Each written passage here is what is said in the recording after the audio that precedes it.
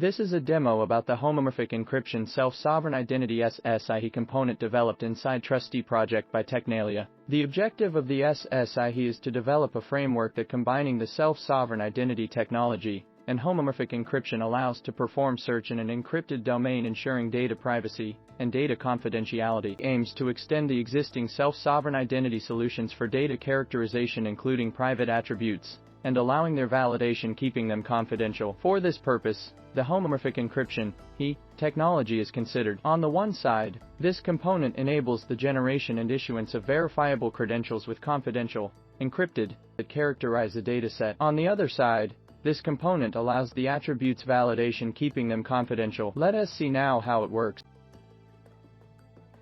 In traditional SSI solutions, there are three main actors: a certification authority which created and issues verifiable credentials to different actors, in the case of Trustee, to different data providers for the characterization of their datasets. The data provider is the second actor, who will locally store the received credentials. Thirdly, we need a verifier. This platform as a whole which needs to verify the characteristics of the datasets to be registered inside Trustee. For this purpose, he will ask the data providers for proofs about their datasets features, and he will receive responses from data providers with proofs of the dataset features based on the stored credentials. Based on these attributes, Trustee can identify the suitable data registered. Finally, we need to mention that a blockchain network is needed in the background to provide integrity and trustworthiness to the verifiable credentials, and proofs as decentralized identifiers related to included digital signatures are securely stored and verified. Blockchain provides integrity by design. This is how the SSI works inside Trustee. However, see how homomorphic encryption is also considered.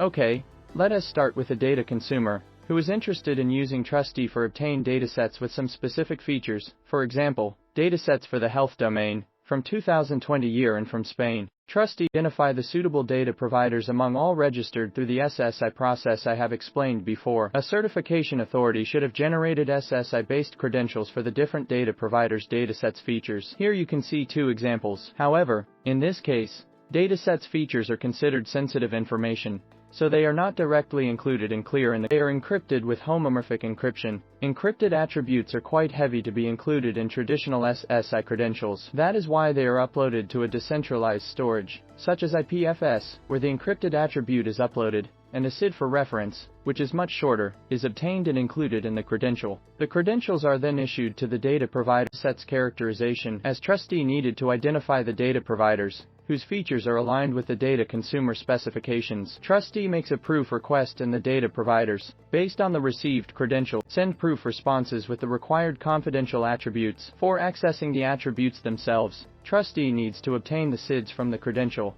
and get the encrypted attribute from the IPFS, where it was previously uploaded by the certification authority. Once the attributes are obtained, they can be compared with the encrypted version of the attributes aligned with the specification consumer. For this, the search operation on the encrypted domain is executed, and the result of the search decrypted. If the search is positive, the dataset feature is aligned with the data consumer specifications.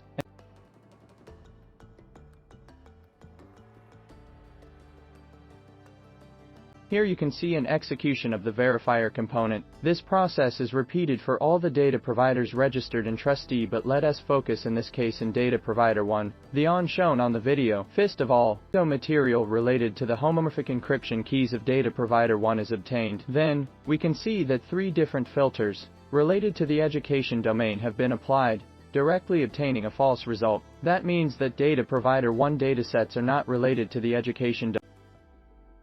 Then, a first filter for the health domain is applied, but in this case, a presentation exchange happens. That means that the domain of the provider is the Heath one, so a request of confidential attributes happens. In this case, the attribute is obtained and compared with the target value, which is encrypted with the previously obtained crypto material for their comparison. This comparison takes place within the search algorithm execution. Then, the result is decrypted and we obtain a true. That means that the attribute aligned with the data consumer specifications. The same process is then repeated for 2 different attributes for the health domain, obtaining in both cases true results. As all the specifications are aligned attributes of data provider 1, the result of the search is true, and that means that data provider 1 is suitable for covering the data consumer specification.